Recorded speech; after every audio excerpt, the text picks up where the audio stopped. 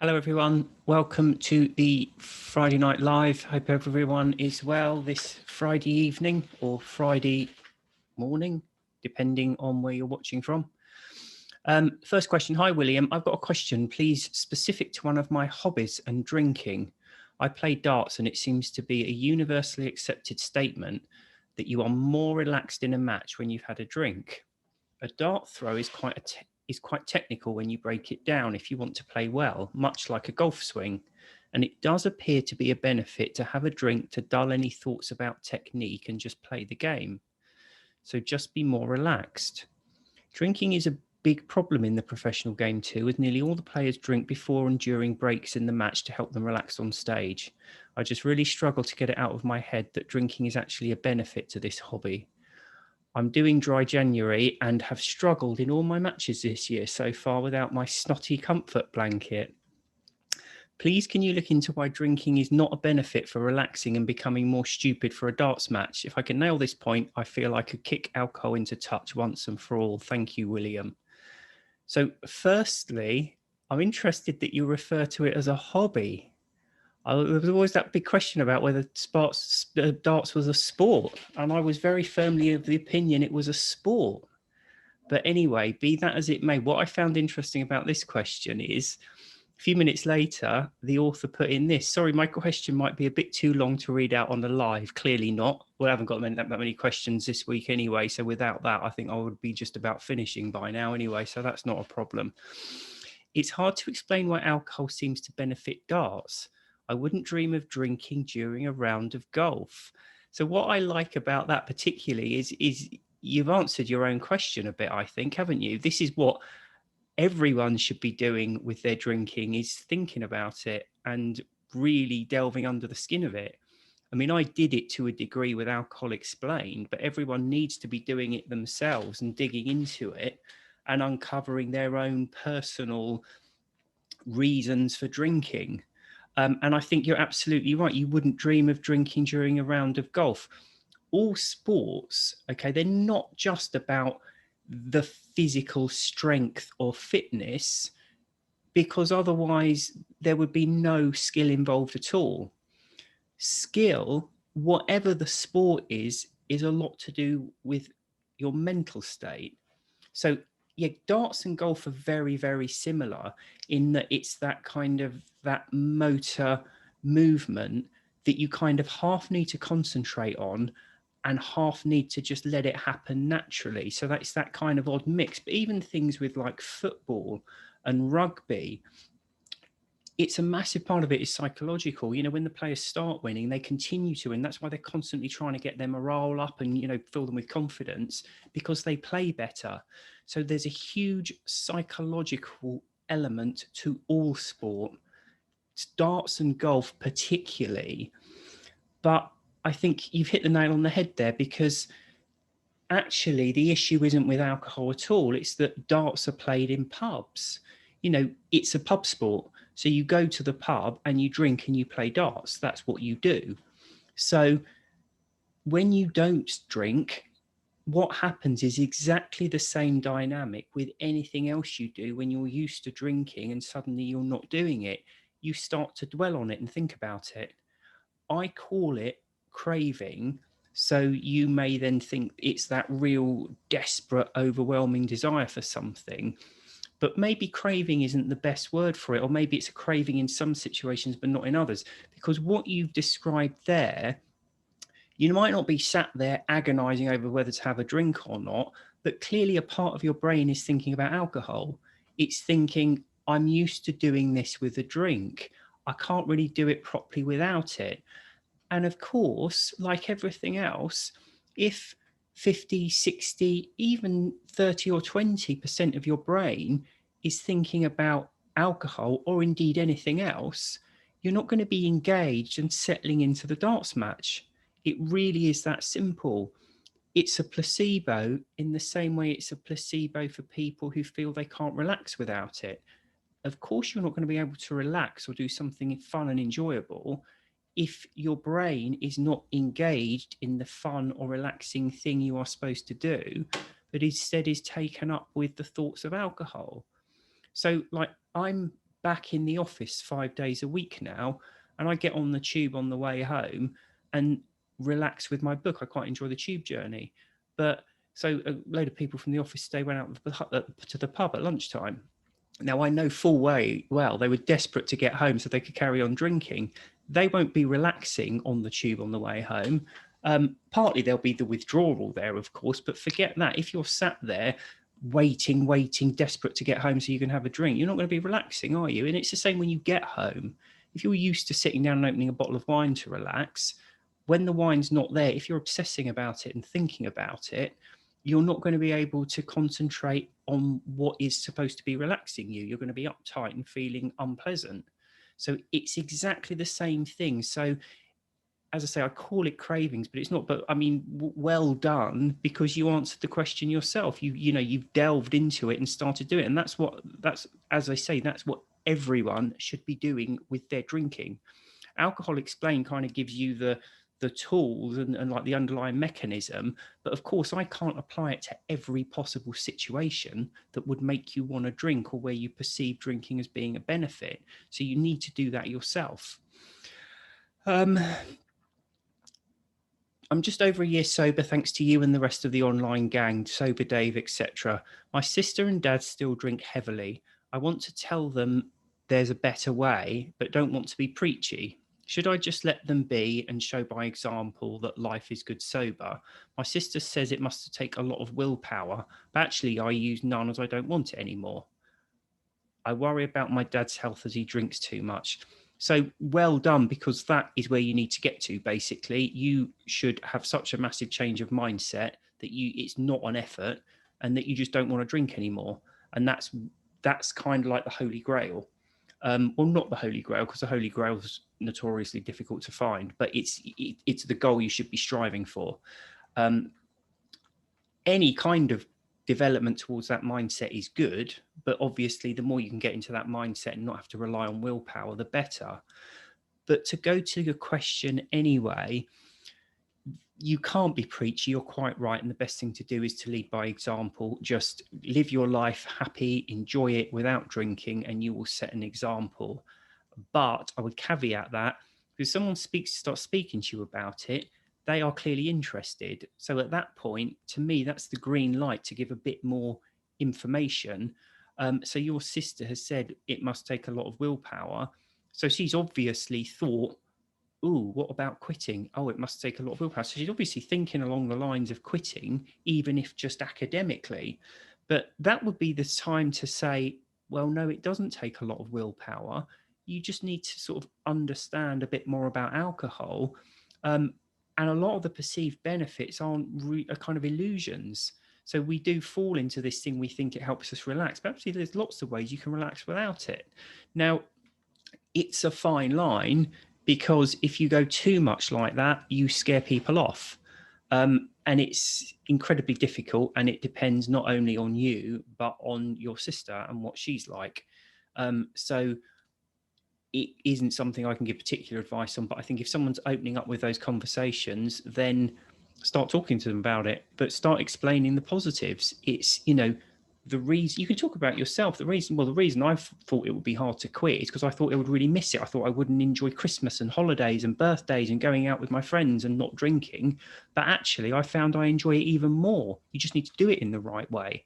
And in that way, you can kind of steer people, and do concentrate on the benefits, because that is the main part of it for most people. With regards your dad's health as he drinks too much, that is a deeply unpleasant thing. And I think a lot of people have that, where there's people who they can see any amount of alcohol is not good for you, but obviously there's degrees, and lots of us know people who are drinking too much, and it can be unpleasant because we desperately want to help them and know there's a better way. But the problem is, as we all know from personal experience, when you're inside of that, big part of you doesn't want to stop and is absolutely terrified of stopping, because you have a very deeply held belief that life without alcohol really isn't worth living. And that's what I talk about, that change of mindset, because reversing that belief is really the key to stopping for a lot of people. And it isn't pleasant, and I don't have an answer to it, I'm afraid. All you can do is keep setting that good example for them. And if it's appropriate, drop some hints. But apart from that, it is difficult. But just know you're not the only person going through that. I think a lot of us have that with somebody. Could I please have a link to the previous discussion of binning nicotine and alcohol if it exists? Reread Nicotine Explained and now understand I should have gone nicotine first, not the other way around. Was 5 days into no alcohol and fags dropped off in sync. Thought, yay, bin them both for just another short period of yucky detox, physical withdrawal, and belly flopped at day 12. 6 from stopping alcohol, a further 6 from nicotine. Can't be bothered anymore with life, depression, no suicidal modality, but working up from there, ha. Is there a book that works for alcohol and nicotine? Explained. Thank you. P.S. Saw my GP yesterday, admonished always fags first and cut down both to zero in a sequence of 10 to 12 weeks, but you can do it quicker in all likelihood. Science, please. I'm an engineer. We may be an engineer. You need to learn to type. But anyway, nicotine and alcohol have similarities and a few very big differences. Okay. If you can quit both at the same time, all well and good. If you can't, do one at a time. Okay. But what I would say is cutting down over 10 to 12 weeks, each to their own. But for me, that's a recipe for disaster because it is harder to moderate than to quit. Okay, that is simple. That's covered off in Alcohol Explained pretty much front and center. There's a chapter on it in Alcohol Explained too. There's an entire bunch of modules in an entire section called Moderation in Alcohol Explained, the online course. So it's all there front and center. It is easier to just quit than to cut down. Cutting down is like elongating the quitting process for a long period. It's extremely difficult. So quit both if you can. If you can't, it doesn't matter which way round you do it, really. The reason I think I recommend doing nicotine first is because nicotine is a stimulant. It makes you feel uptight, and when it wears off, it has a withdrawal, and it's very similar to what you get from drinking. Okay, so if you're still smoking, stopping drinking is harder because it creates that tense, anxious feeling that a drink very nicely seems to allay. So that is a good way around of doing it, but do it whichever way works for you. But bear in mind, they both need separate work. Okay, so if you're struggling to do both at the same time, do one and then the other. But I wouldn't worry too much. Don't start again just because you feel you've done it the wrong way around. Quit one, spend a few days or weeks getting comfortable with it, and you'll naturally then turn to the next one. But as I say, that's the reason a lot of people, Alan Carr as well, said to quit smoking first, because nicotine is a stimulant. And when we're smoking, we get that uptight, nervous feeling, which is very similar to alcohol withdrawal that makes us want to reach for a drink. So it's almost like you quit drinking. You can quit drinking for weeks and weeks and weeks, but you still have that unpleasant feeling that an alcoholic drink will get rid of. You need to get rid of both of them to get back into that normal brain chemistry when you start to really feel better. Can you talk about relapse, please, and starting over? So the problem with relapse is a lot of people, often the dynamic with quitting drinking is we try lots of different things. It takes ages and ages, and eventually we get over the first few days, we start to feel better, everything falls into place, and we start to think, oh, wow, this is fantastic, I feel great. And fading effect bias kicks in, not only with our drinking lives, but also with the quitting. And we end up kind of looking back and thinking it was easier than it was. One of the reasons for that is when you're drinking, the withdrawal erodes your confidence and your mental resilience, so that you feel quite timid and you're kind of afraid of things. And actually, one of the things it does is make you want to put off anything difficult, because when you're feeling unwell or out of sorts or not quite up to things, anything difficult you want to put off.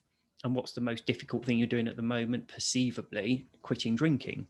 So that's why a lot of people have this, I will quit, but not today, I'll do it tomorrow. It always feels like the wrong time. Whenever you pick a time to quit, it always feels like the worst possible time. but it's the withdrawal that makes it feel like the worst possible time. So when you've quit drinking, you can start to look back on it and think, oh, I wish I'd done that years ago. I feel so much better, and it looks easier than it was. But of course, when you're back in the cycle, it's incredibly difficult. The other issue is a lot of methods don't work as well the second time round, and I think Jason Vale in his book actually says if you start again, this method won't work for you again. I don't think that's quite correct.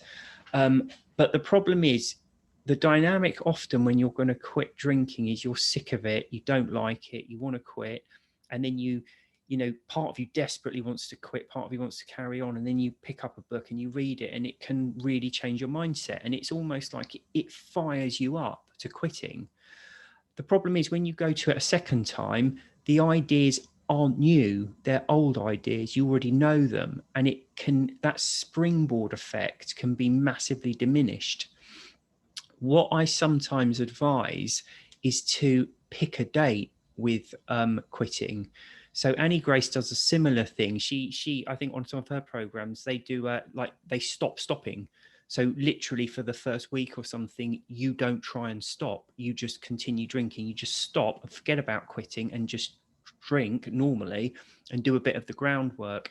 And I think that can sometimes work extremely well. The thing to do is to just think to yourself, right, I'm going to set a date in a week, 10 days or whatever. But for those 10 days, you drink mindfully. And what I mean by mindfully is you don't just take your shoes off and sit down at the end of the day and sit in front of the TV and start drinking and watch, just mindlessly sit there. When you drink, do it on your own with no music, no distractions, no nothing. Sit there and really concentrate on the whole process. Identify that unpleasant feeling that is the withdrawal and start to think about how a drink, yes, it does make you feel better, but only because it's relieving that unpleasant knot in your stomach that is the leftover stimulants from the last time you drank. And do that. So when you wake up in the middle of the night, anxious and unable to sleep, again, think about the effect the alcohol has had on you and start to think, what would I be doing now if I was a month sober? And of course, in night, it's fairly obvious you'd be fast asleep, proper restorative, restful sleep, instead of lying there with your heart rate going through the roof, feeling anxious and completely unable to sleep, even though you're exhausted. Think about getting up in the morning. If you've had a drink the night before, even if you're not hungover, you will feel heavy, you'll feel tired. How would you feel then if you stopped for a month? Great. You'd be jumping out of bed feeling pretty good.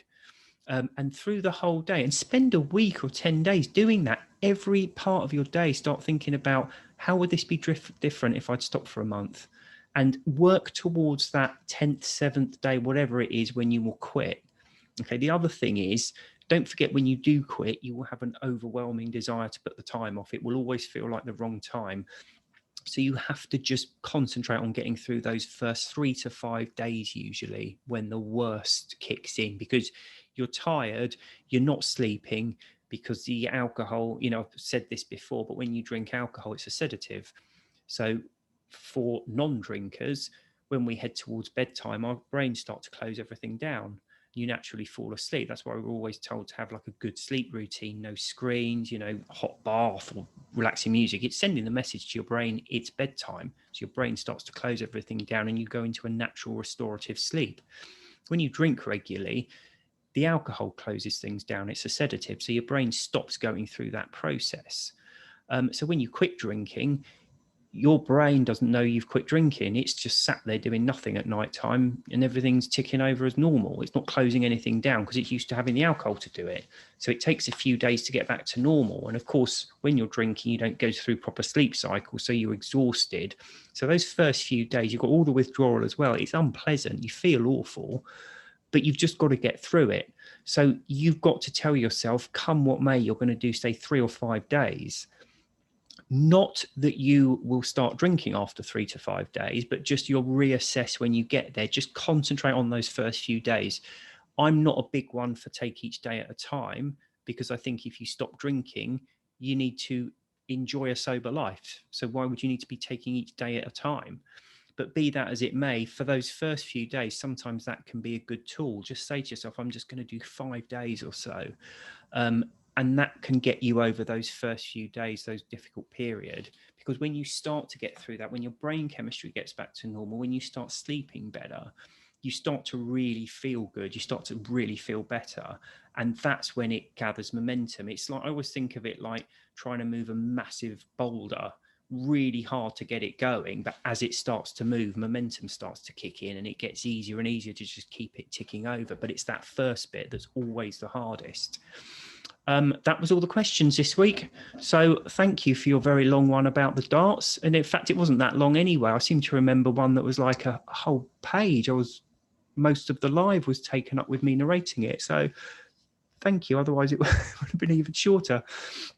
Have a good weekend, everyone. Take care, and I will see you next week. Bye.